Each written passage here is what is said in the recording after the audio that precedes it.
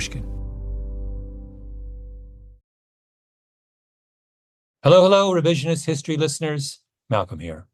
I'm stopping by near the end of my book tour because I have a special guest in the house, Michael Lewis. You may know him as the author of Moneyball, The Big Short, Liar's Poker, and most recently Going Infinite, which just came out in paperback, by the way. Or you may know him by his alter identity as a Pushkin superhost. Michael's show, Against the Rules, is now in the middle of a fantastic new season. It's all about the insane rise and the consequences of sports betting in the U.S. You're going to get a chance to hear one of the latest episodes in just a moment. But first, I thought we would chat with the man himself. Michael Lewis, welcome to Revisionist History. It's been too long. Yes. I haven't seen you in ages. I know. We need to right that wrong. Oh. So you've done this show about sports betting, and this comes after what? Your first one was about referees and then coaching, right? The Coaches. experts. We sort of set them all in the sports arena. And this is, we frame this as fans. And it's sort of like the fracking of the fan, how the sports leagues have decided to squeeze ever more juice out of the fan base. And 6 years ago, the Supreme Court repealed a federal ban on sports gambling. And at that time, the NFL, the NBA, Major League Baseball, the NCAA were all saying sports betting is evil. That it's just like it will destroy the integrity of sports, et cetera, et cetera. And there's long been this taboo in the sports world about gambling. I mean, not even gambling on your own sport. If you caught sports gambling, people have been tossed out of sports. And they flipped on a dime and essentially went into business with the sports gambling industry, and particularly FanDuel and DraftKings, the two sort of big companies at the center of this world. And there's this kind of sports gambling industrial complex that has arisen in the last few years. And it's really interesting. It's like, so the past seasons, I've loved doing the podcast. You are responsible for me doing the podcast. So, you kind of talked me into this. Yeah. And I love that. I love the way it works, kind of different muscles. And when you're writing these scripts, it's a different thing than writing the books. And I like it for all kinds of reasons. But up till now, we've taken themes. This season is 7 episodes, and it's variations on a theme, but it isn't one story. And in this case, this could be a book. It's like almost plotted like a book. And it's about this vast social experiment that's going on that's largely invisible because the consequences are sort of, you don't see it in the way you see, I don't know, opioid addiction or alcohol addiction. You're seeing this thing that historically regarded as a vice, understood to be kind of risky behavior, being foisted upon the American people, especially young American males, in a way that would have been unthinkable a decade ago.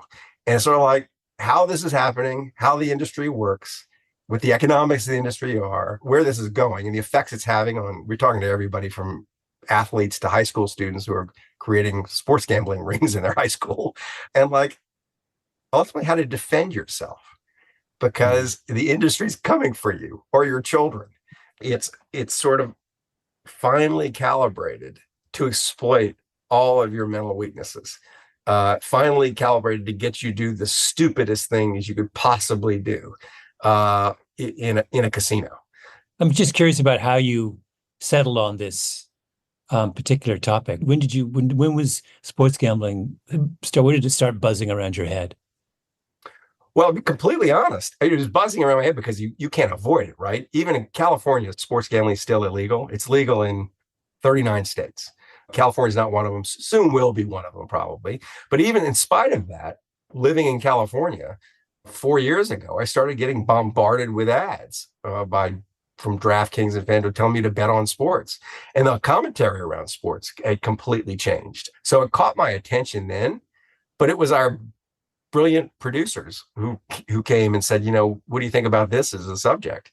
And it instantly went, yes, like, yes, that it just hasn't quite been done. Sometimes the best stories are things that no one ever thought about. Some of the best stories is just like what's under your nose that no one's really noticed.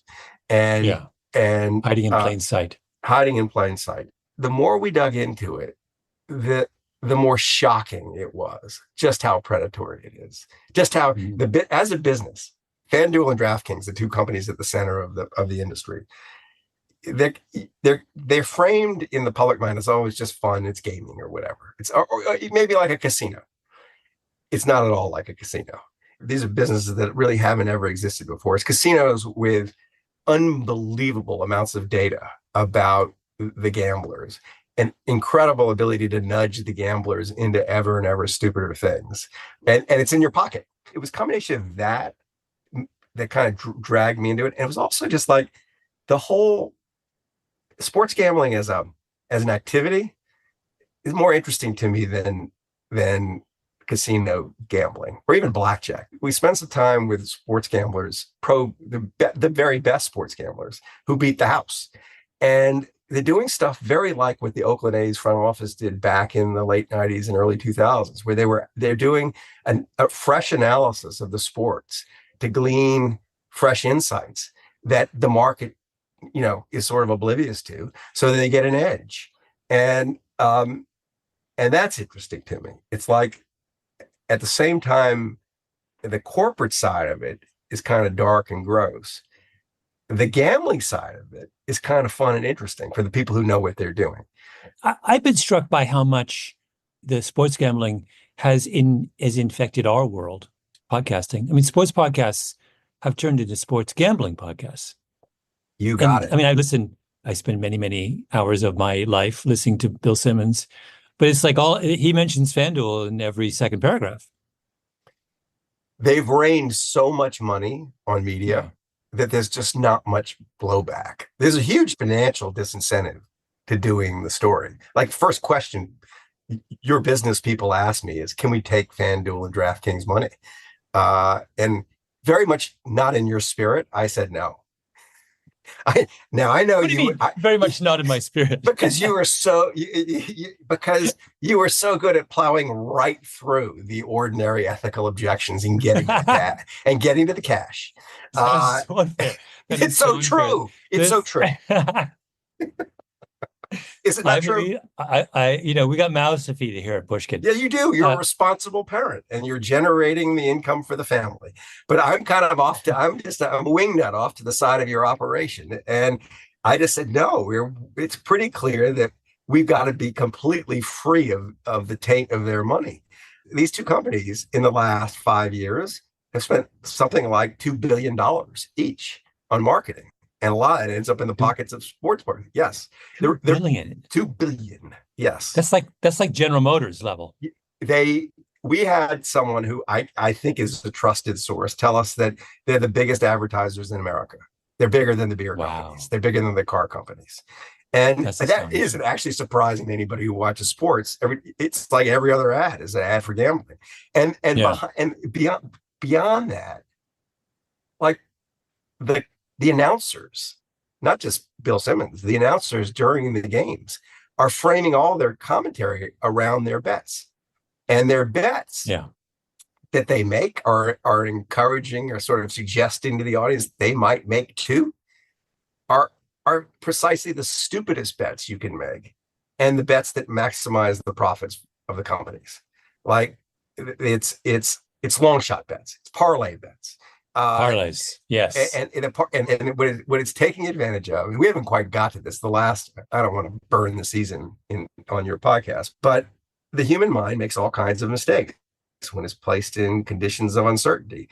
And one routine mistake it makes is that when it's given long odds, it starts to cease to make distinctions. So if someone offers you 40 to 1 odds on some parlay bet or 20 to 1 odds, you think, wow, I get $20 for every one I put up.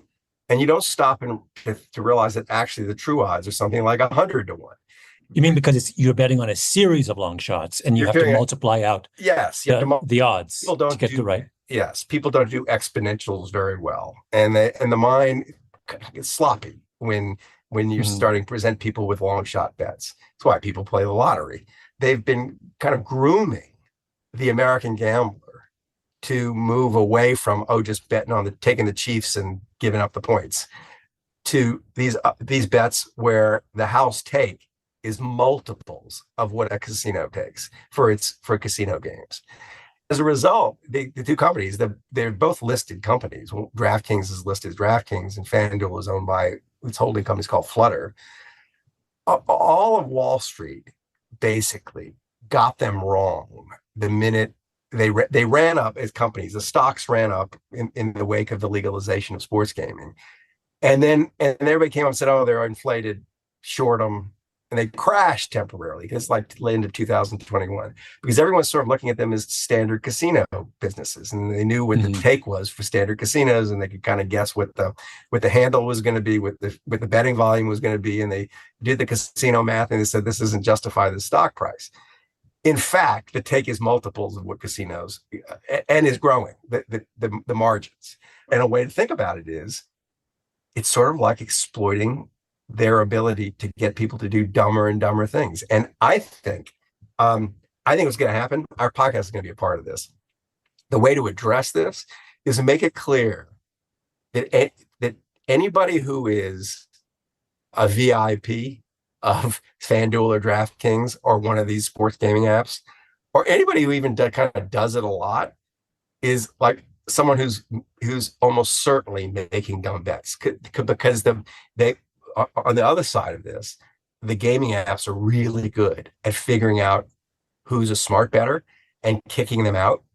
If you know what you're doing, if you're the equivalent of the card counter, if you actually figured out something about football that nobody has realized before and you've got a systematic edge, very, very quickly, they figure it out and they get rid of you. So in a way, they could do that? I've never understood this. You're not allowed. If I walk into a store, they can't kick me out. Isn't there a whole kind of level of? You would think their analogy that they want to draw is it's like the card counter coming into the casino. We can throw out we don't have to service the card counter at the blackjack table. I don't want to ruin the whole show, but our producer took an enormous pile of cash with smart betting ideas, and it took her moments to get chucked out. Poor Lydia Jean Cott has been banned by every sports betting app. Poor Lydia. Poor Lydia. Yeah, because it's a very simple way how they identify that you are smart. If the line moves in your favor after you've made the bet systematically, you knew something. Is this basically we're saying the odds will drift to the true odds, and if you were ahead of the market, they don't want you. And so, but the part is that. And I said this to an audience of money managers not that long ago. They were asking me, like, do you have any tips to how to identify a good money manager? And I said, well, there's a new one now available. Before you let someone manage your money, you got to ask them if they have accounts at FanDuel and DraftKings and they're sports bettors, and like, what's their relationship with those enterprises? And if they say, man, I'm like a VIP, or I do it all the time, or don't give them your money to invest. Like, if they are identifying people who should not be professional investors. Michael, can you describe tell me a little bit about the episode we're about to hear? So this is the episode where the main character is Rufus Peabody, who is one of America's great sports bettors. And by the way, did you make up that name? No, I know. That is if I had to imagine the name that Michael Lewis would make up for his lead character, it would be Rufus Peabody. I told Rufus Peabody when I met him that if my name was Rufus Peabody and Michael Lewis, I'd be worth 3 times what I'm worth. That it's are you kidding me? Yes, it would be totally. It's wasted on a sports bettor. It should be an author. Rufus he's still young. Yale class of 2009 or whatever. He is the leading kind of smart edge of gambling, but he was present before legalization.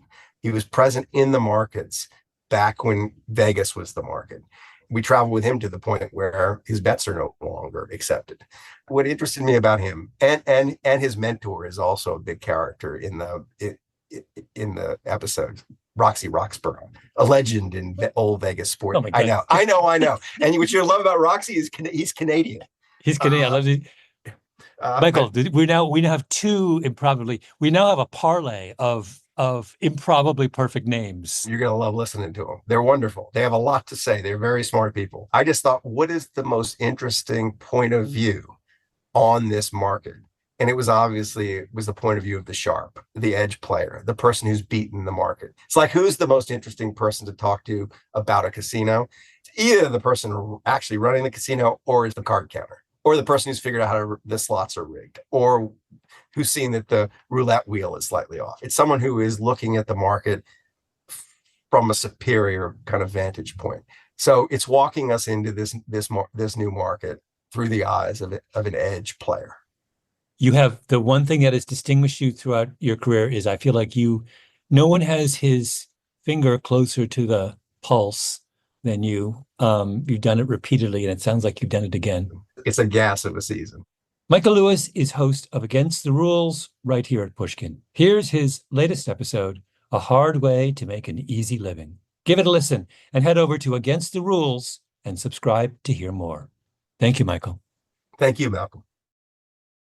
Oh, yay, oh, yay, oh, yay. May 2018.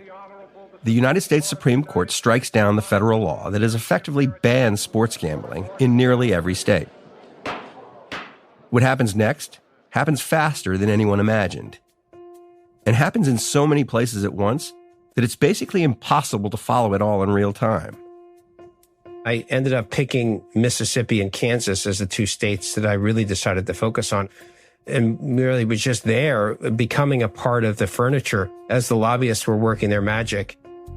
That's Eric Lipton, New York Times reporter, who with his colleague Ken Vogel just sat and watched as lobbyists created the conditions for a new industry to emerge overnight: sports gambling. And, buttonholing various legislators, getting them to introduce language that they wanted into the gambling bills, changing the tax rates, getting, provisions included that would allow them to entice bettors with free bets that they wouldn't have to pay taxes on. Eric knows that state capitals are where the action is. He started his career covering state governments for local papers. When he returns to his old beat, he sees right away how much lonelier state capitals are, because his old job, State House reporter, now barely exists. There were times when I was in the state capitol where I was pretty much the only reporter there while they were debating, sports betting. And I would stay until they wrapped up 2 a.m. as the session was closing and they were trying to get the bill passed. And there were no other reporters present. It's like if you do something at the federal level, there are going to be a lot of people watching still. A lot of reporters who will cover national politics. But if you push things down to the states, you're more likely to just operate in the shadows. Yeah, and I think the lobbyists know that. And it's actually a lot easier to get things done in state capitals. You can build a national strategy through a collection of states. Eric and his colleague at the Times wrote about Kansas back in 2022. But he could have written the same piece almost anywhere in the United States. 38 states, plus Washington, D.C., were rushing to legalize sports betting and rolling over for the new sports bookies, who were pushing to minimize just how much of a cut the states took.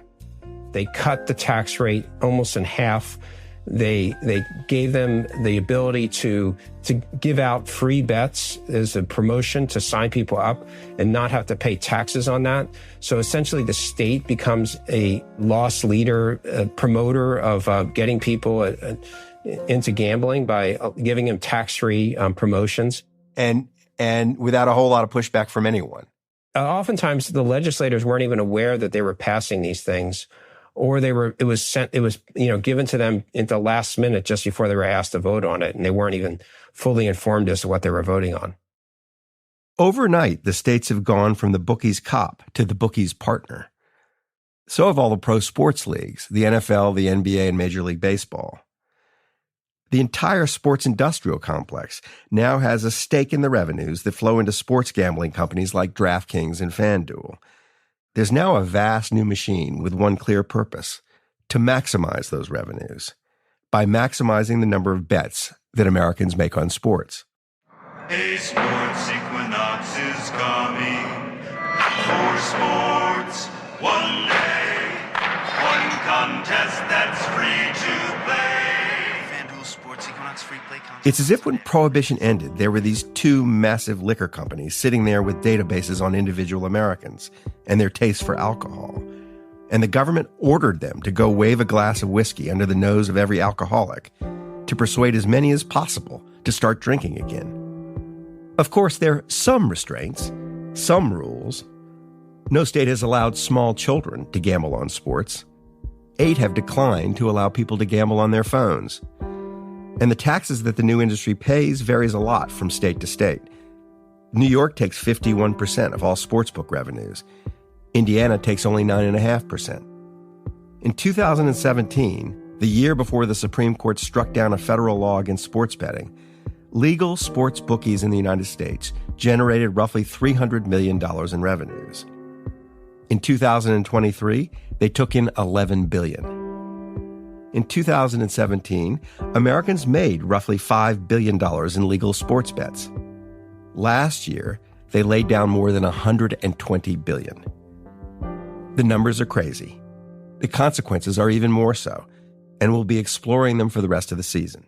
Take your shot at more than $270,000 in payouts. That's a lot of money. I'm Michael Lewis, and this is Against the Rules, a show where we look at specific roles in American life and how they're changing. The fan's role's changing because a powerful new machine has sprung up to encourage the fan to gamble on sports. Sports gambling's never been just a simple and straightforward marketplace. It's more like a jungle. And DraftKings and FanDuel are like this invasive species that's been dropped into it by accident. They've disrupted the food chain and overrun the habitat because they feed so efficiently on fan emotion. And fan emotion is the jungle's greatest food source. But they're also vulnerable to a creature that feeds on them.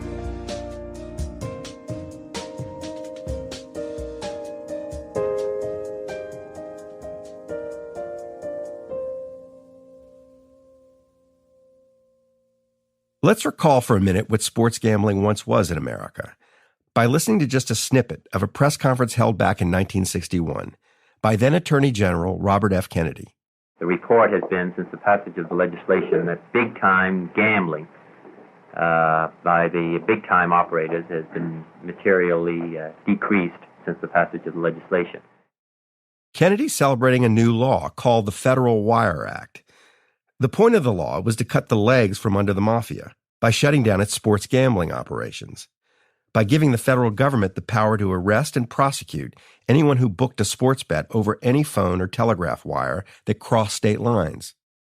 And in fact, the head of the Royal Mounted Police in Canada said in a speech last week that Canada will now have to pass legislation and take new steps because many of the big-time gangsters and hoodlums of the United States are now moving to Canada because of the drive that is being made against them here in this country.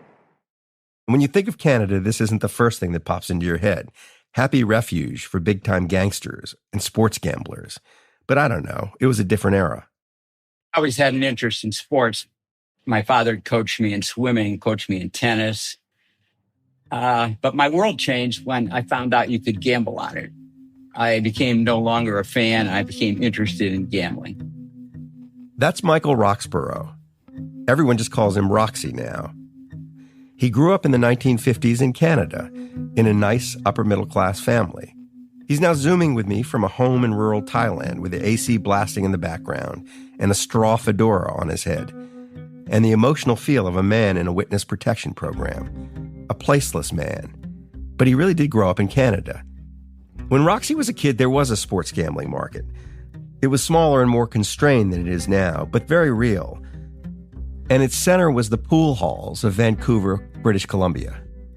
If you envision in the movie The Hustler, if you take a look at the pool rooms of that day, those were the pool rooms of my day.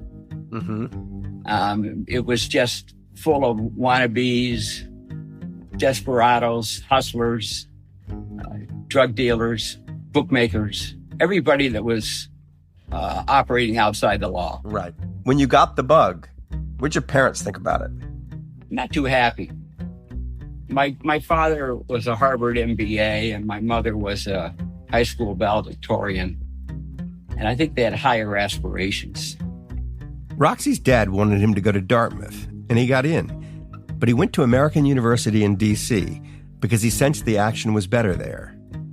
I ran a blackjack game in the American University dorm at night, and that's what's the source of most of my profits. But then I got kicked out.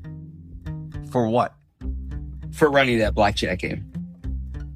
Roxy never did finish college. Instead, he went back to Canada, cycled in and out of boring jobs, but never stopped gambling. And then he finally caught a big break by reading a book. I was in a Reno airport flying back to Vancouver, and I picked up a copy of Ed Thorpe's Beat the Dealer. Beat the Dealer was the first book to show how a gambler inside a casino could have a systematic edge by counting cards in blackjack. The other casino games, like slots and roulette, were more or less perfectly rigged against the gambler. Anyone who played them for long enough was sure to lose. Blackjack was an exception.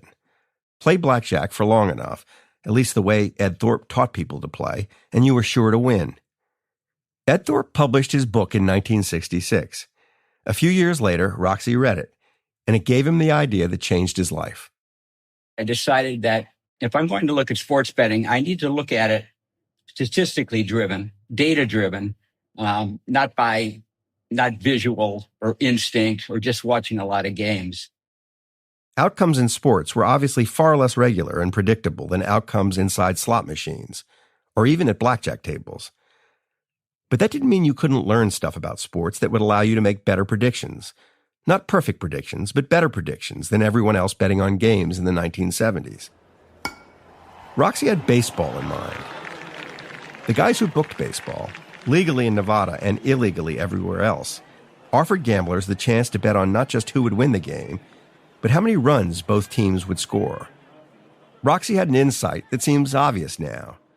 The number of runs scored in any baseball game depended on factors like the weather at game time and the size of the fields. San Diego's was a good example. You just could not hit the ball out of there. And then the Padres went and spent like an outrageous contract to sign a guy like Oscar Gamble. All he did is hit fly balls. And that park was a place where fly balls went to die. So you soon found out that general managers really didn't know anything about their own ballparks either. The idea that the people who run sports teams don't know what they're doing has probably never been a new idea. Fans have always thought that they know better. What was new is that someone in the stands was actually figuring something out. The effects of the wind and the humidity and the barometric pressure on a ball that was flying through the air. We started getting weather reports from all the cities to parse out which ones helped scoring or hindered scoring. And dimensions, right? I mean, just the length of the left field fence. Dimensions were important, and we found out a couple of the ballpark dimensional drawings were wrong. They had the North Pole wrong. What pointed north, because we went out and did them ourselves. Roxy moves to Vegas full-time in 1975 to bet on sports. And just by taking into account the weather and the size of ballparks, he's able to make a killing, while trying to avoid the people who know a thing or two about actual killing. Were the Nevada legal bookmakers effectively run by the mob? They would have had a hand until about late 70s, probably. Yeah. I just in that environment, was it dangerous to win too much? No, because actually what they would do is they could find somebody else who could take your bet and they can move it for more money someplace else in the country. The old sports gambling market inside the United States was shady, but it had its unwritten rules. And one was that they always took your bets. If you bet a lot, they eventually moved the lines. These betting lines were all set in Vegas. For a very long stretch, they were actually set in a single Vegas casino, the Stardust. The bookie at the Stardust set the odds, and everyone else just followed his lead. There was a bank of payphones outside the Stardust that were said to be the most profitable in the country for the phone company, because sports gamblers used them to relay the odds to the illegal bookies and bettors across the country. Communications back then was just a phone call. That was the only communications there were. In the late 1970s, the Nevada Gaming Control Board tossed the mob out of Vegas and out of sports gambling. And pretty soon, Roxy became old news. By the early 1980s, everyone knew that the weather and the size of ballparks had big effects on baseball scores. And Roxy never found another systematic edge. And his life became a bit of a mess. He'd been arrested for violating RFK's Wire Act. He'd taken crazy risks as an illegal bookmaker, and he'd run through 2 marriages. Is a gambling business hard on relationships? It's terrible. Why? It just sort of takes over your mood and your personality. I don't know anybody who's ever been in gambling thought they were a better person for it. It's interesting because when you think about why a person would drift into gambling in the first place, it would be because you think it might be an easy way to make money. Yes. It ends up being a harder way to make money. It does. What do they say? It's a hard way to make an easy living. People said that. Roxy now knew it. So in 1982, he quits gambling. He creates a company called Las Vegas Sports Consultants. This new company will effectively replace the Stardust Casino in setting the odds for all major sports contests. Roxy's just better at it. And pretty soon, he's selling his odds to all the sports bookies, including the Stardust. This makes sense to everybody in Las Vegas. Hiring Roxy to set the odds in sports is like hiring the first card counter to guard the blackjack tables. So I said, I'm going to try this for a couple of years, but I'm not sure if it's going to work because it wasn't a given that every hotel was going to have a sports book. It was a rather limited business. But that was one of my better decisions because it turned out to be a massive business. Sports gambling isn't exactly a financial market, but it rhymes with financial markets. What happens on Wall Street somehow eventually also happens in sports gambling. And Wall Street's about to undergo dramatic change. First, computers and then the internet will allow the markets to become a lot more complicated and the bets a lot more complex. The world's about to speed up, and a new kind of person with a different kind of education is going to enter it. Old school traders with high school degrees and lots of body hair and names like Vinny and Donnie are about to be replaced by hairless PhDs from MIT with computer models who as kids thought they'd grow up to be professors, not traders. On Wall Street in the late 1980s, smart old school guys served as a kind of bridge between the two cultures. In sports gambling, Roxy was that bridge. But it took a while for anyone to cross it.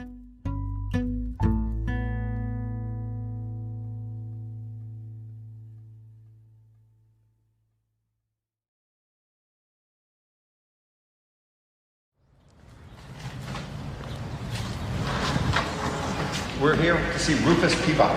Okay. We're in the right place. Yes, great. We're still in Vegas, but far from the Strip. We're not going to be long. We're just going to make a bunch of sports bets. He runs an illegal gambling operation upstairs. Oh, does he? I never even knew this. You want any action? Jump over the Lakers. The real action is no longer on the Strip. The real action is basically invisible. But here, on the 17th floor, with a sweeping view of the distant casinos, Rufus Peabody lives and works. Rufus, we're here. Rufus Peabody is who crossed Roxy's bridge. I never was a bettor as a kid. I didn't know anything about sports betting. You didn't feel a little twinge of desire? None. Most people that got their start, they started losing and then they learned how to win. But I was never a bettor. I never grew up betting, like besides NCAA tournament pools, and I was always good at those. But for me, it was a game. And I'm a risk taker, but I'm not a gambler by nature. Rufus grew up outside of Washington, D.C. Always loved sports. Thought he might like to be a sports journalist. He still reminds me a bit of a journalist. He's a watcher, a person whose eyes move more than his mouth. But even when he was a kid, his mind took him places that journalism usually doesn't. So it was, this team won 82-64, but why did they win? Basically, I kind of wanted to report on the why it happened rather than just this guy got 18 points and 12 rebounds and this team won, right? I kind of wanted the story of why. Right. You wanted explanations. I wanted explanations. In 2004, Rufus graduated from high school and went to Yale. He was still obsessed with figuring out why. He studied statistics and built models that predicted the performance of athletes and the outcomes of sporting events. Not because he wanted to gamble on them, just because it was cool to figure out stuff that even people who run sports teams don't know. He wanders around Yale looking for someone to teach him more. Rufus wants to do a thesis on, if I remember correctly, behavioral biases in the baseball betting market. He's who Rufus found. His name is Cade Massey. He's a professor of organizational behavior. Was it interesting? Oh, yeah, absolutely. I mean, what's not interesting about trying to find psychological mistakes that people make with hundreds of thousands of observations of real money being bet. And he found mistakes. I mean, he was finding profitable strategies right off the bat. Rufus just kept asking questions about the behavior of sports gamblers. He still wasn't placing bets himself. He was just working with his professor to build a model to predict college football scores. They pitched it to the Wall Street Journal, and the Journal agreed to publish their college football picks of the week. It was just how they would bet, were they to bet on college football. And he would then post our picks of the week. We were just posting them because we were working with the Wall Street Journal. So post them on Tuesday or Wednesday, and then he would watch as the prices started moving on his screen. Oh, my God. Which is to say the sports gambling market would see their picks and move in response because the market figured out that their picks were that good. Within a year or so, we quit posting college picks because it was getting too much in the way of what he was trying to do. Because he wanted to bet it himself. Because he wanted to bet it. And if they're so good, you would bet them. You wouldn't sell them. Right. I mean, it was bound to eventually occur to Rufus that if he could predict the scores of college football games, then he should just bet on them himself. But it's funny how he got there in his head. Roxy Roxborough had started as a gambler, who then set out to find some kind of edge to bet. Rufus Peabody started by finding these edges and kind of stumbled into gambling. And then found Roxy. During Rufus's junior year at Yale, he read an article in ESPN about Roxy's sports analytics company, Las Vegas Sports Consultants. Roxy's company wasn't used to getting resumes from Yale juniors, but they gave him a summer internship anyway and showed him their world from their offices right next to the Las Vegas airport. They would bet on what plane was most likely to land next, right? And this is like sort of pre-internet days or being able to see flight plans and stuff like that. And so it was like, okay, American Airlines is like 6-1, Southwest is 2-1, whatever. What people didn't realize, though, was Roxy actually had a contact in the control tower. And so Roxy won. He made money off of these bets. But he didn't make enough to draw suspicion. That was the key. But he would occasionally hit the Japan Air at 300-1, right? Or whatever. Roxy's crew would bet on everything. Rufus wasn't like that. He didn't even think of what he wanted to do as gambling. But he did want to understand this other world. This world where people bet on anything that moved.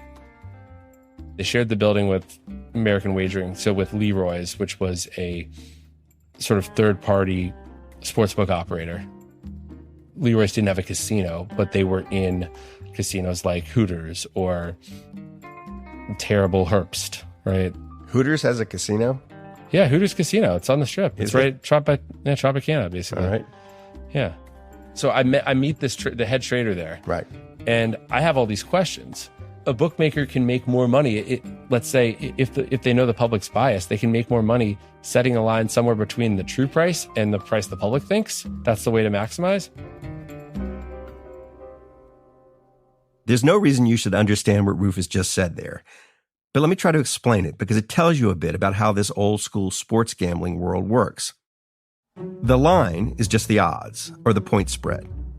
The true price is what the odds would be if you somehow knew every possible relevant bit of information about some upcoming game. Of course, no one ever knows everything. So there is in reality never a perfect true price, just some number that the smartest and best informed bettors agree on. Say they agree that the Packers should be 8-point favorites over the Cowboys. But most of the gamblers are Cowboys fans, and the Cowboys fans think the Cowboys are only 3-point underdogs. Rufus was asking the bookie if he thought he could entice the public to make more stupid bets if he set the line not at the true price of 8 points, but at, say, 5 points. Because Cowboys fans will think the Cowboys are better than they actually are and bet even more. I said, theoretically, you can make more money setting a line somewhere between the true price and where the public thinks the price is. And he says, theory? In theory, a dick don't fit in an asshole.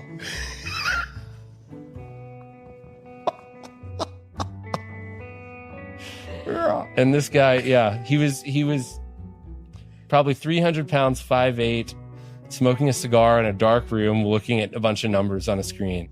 In just a flash there, you've changed our podcast rating. Sorry.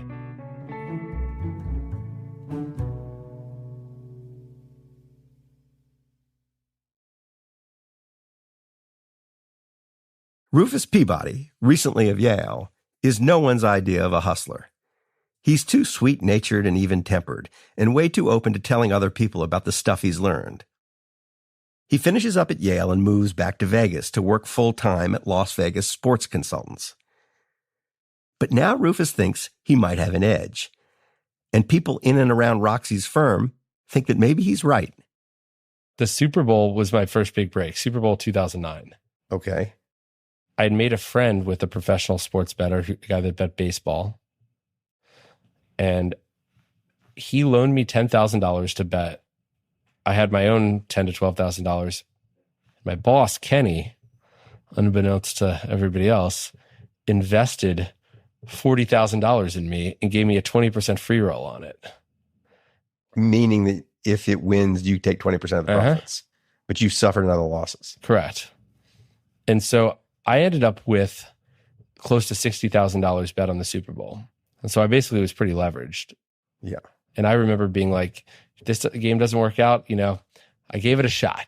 All right. And what is causing you to have such conviction about a game? Oh, nothing. It wasn't conviction about the game. It was betting the props.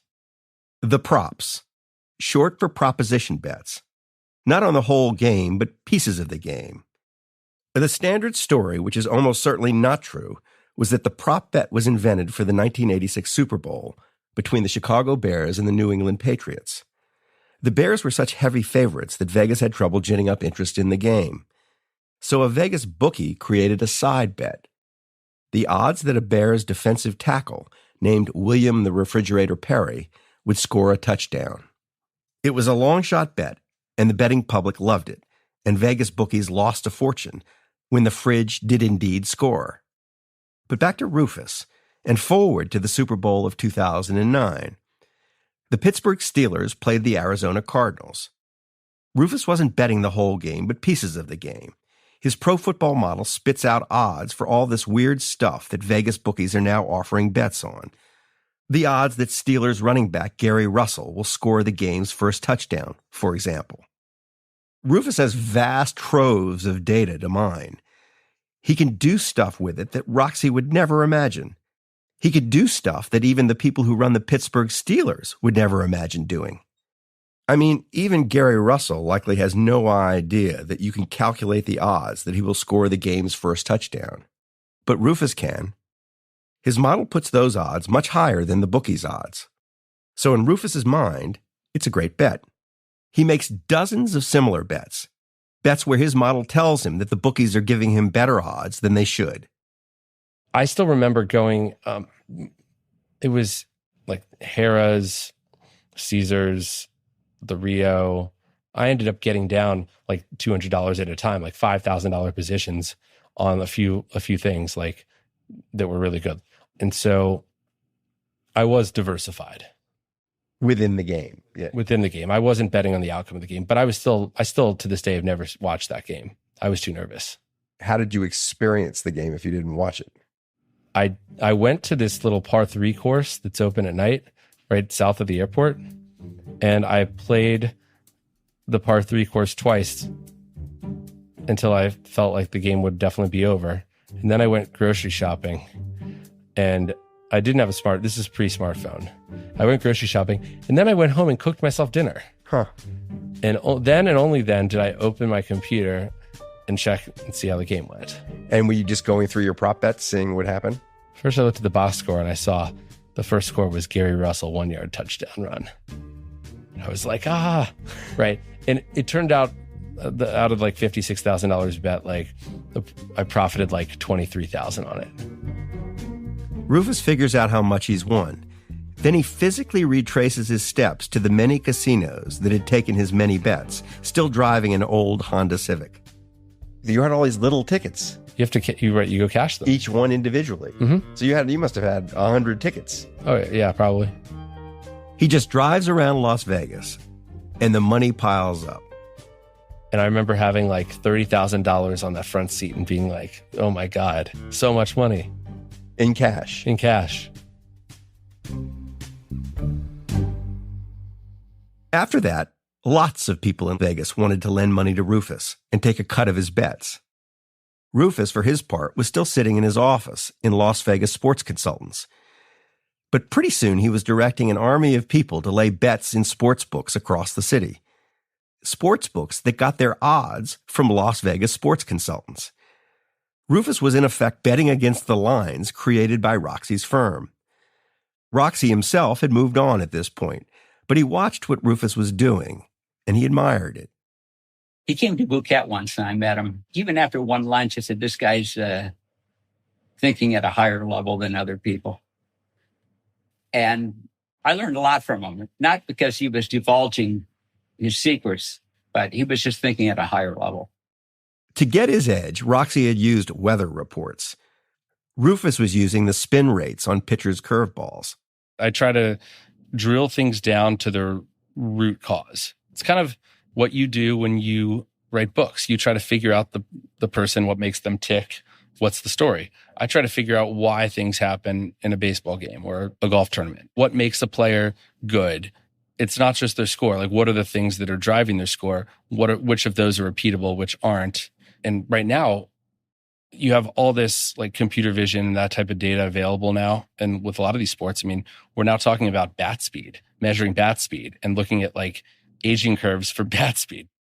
The whole point of Rufus is that he never lets emotion interfere with his process.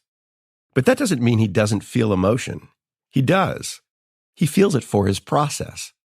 We're using bat speed to then predict exit velocity. And we're using exit velocity to then predict like weighted on base average and basically whether a ball will be hit or not and what kind of damage it'll be if it is. And then, use that to predict wins. And how did it work? How did it work? It worked well. We made $125,000 in the first month. I don't know what our volume was overall. And I got 20% of it, which was great because my yearly salary was $25,000. Rufus had become the card counter at the blackjack table, only it was richer than that. He was generating new insight about why things happened in sports. A blackjack dealer knows where the card counter gets his edge. The sportsbookie couldn't really tell where Rufus was getting his, which made Rufus and what he was doing even more unsettling. And did the M at any point say, we're not taking your bets? The M Casino was one of Rufus's favorite sports books. No, their whole thing was, we're going to take all comers. We want a lot of volume. We think we're better than people. Then comes the Supreme Court decision of 2018. 23 states soon legalized sports gambling. Rufus now has the M Casino and a lot of others right in his pocket. FanDuel and the PGA Tour have teamed up. Now you can get more action out of every stop on the tour. And Rufus, of course, stands to make a killing. The bigger the markets, the more he can bet. Bet the PGA Tour and make every moment more with FanDuel Sportsbook. But as it turns out, that's not how it's going to go down. This ecosystem is going to change in ways Rufus didn't predict. And he began to sense it in late 2020. So I would drive up to New Hampshire to bet at these kiosks initially. And then once there was mobile betting, I had an account on DraftKings.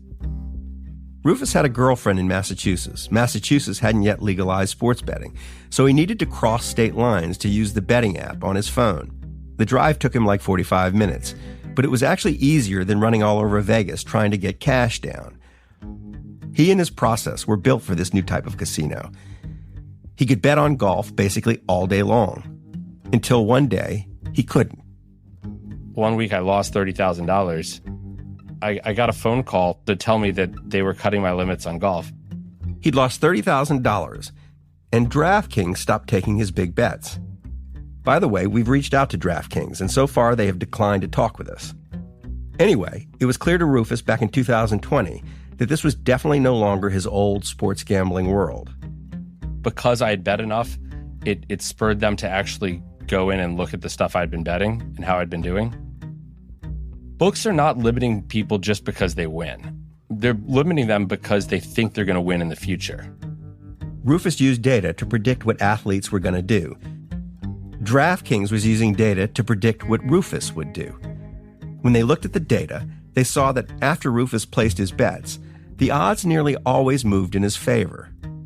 These were the bets of someone who knew things before the market knew them. And the new bookies were not like the old bookies. They only wanted to take certain kind of bets. Bets that were more like the bet you make when you press the buttons on a slot machine. Bets that if you made them often enough, you were sure to lose. The sort of bets a fan would make. The sort of bets Rufus Peabody never made. Refusing a bet wasn't a thing. It never was a thing here. Huh. Like if you got kicked out of a casino or if you couldn't bet there, it was because you did something wrong. Like you violated the sacred bookmaker bettor covenant. Being smarter than the market didn't used to get you kicked out of the market. But the market's changed. Sports gambling is still a hard way to make an easy living. But now it feels even less fair. Now it feels like someone should step in and help Rufus. Okay, cool. So I downloaded FanDuel, DraftKings, Fliff, Fanatics, Caesars, BetMGM, and PayPal. So now everyone has all of my information and my social security number. Wait, your social security number? They all asked for it, yes. These new sports gambling apps, they all ask for it. And so we're going to give it to them in our next episode.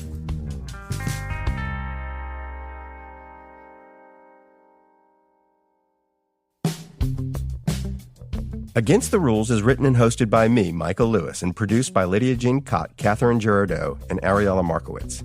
Our editor is Julia Barton. Our engineer is Jake Gorski. Our music was composed by Matthias Bossi and John Evans of Stellwagen Symphonette. Our fact-checker is Lauren Vespoli. Against the Rules is a production of Pushkin Industries. To find more Pushkin podcasts, listen on the iHeartRadio app, Apple Podcasts, or wherever you listen to podcasts. And if you'd like to listen ad-free and learn about other exclusive offerings, don't forget to sign up for a Pushkin Plus subscription at pushkin.fm/plus or on our Apple show page.